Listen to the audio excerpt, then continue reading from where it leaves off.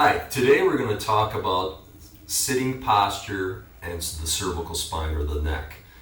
It's a position in which we sit frequently throughout the day, eating meals, sitting in the automobile, sitting at work. And it can be either a place that makes or breaks us as we're going through treatment of your neck and or your headaches, as we'll further discuss. Most chairs have an oblique slope of the vertical component. So the backrest of the chair normally is on an angle versus being straight up and down. You frequently see this in chairs. Really the only place you see a straight chair is like an Amish wooden chair in which they have a 90-degree angle. The problem with this angle, this backward angle of the chair, is it produces a back slope of your spine.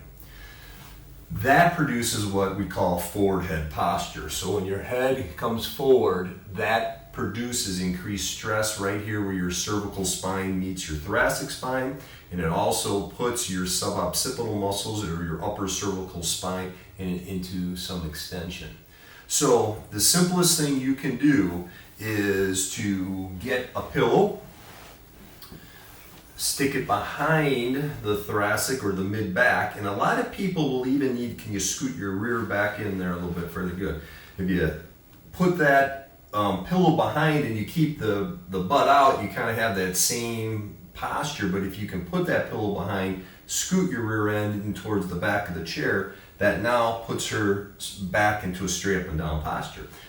Without even telling her to correct her neck alignment, just bringing her body forward will make that head go from that forward head posture back into more of a neutral posture. And then the other thing to take a look at with alignment is that we have this 90-90-90 relationship between the knees and the hips. All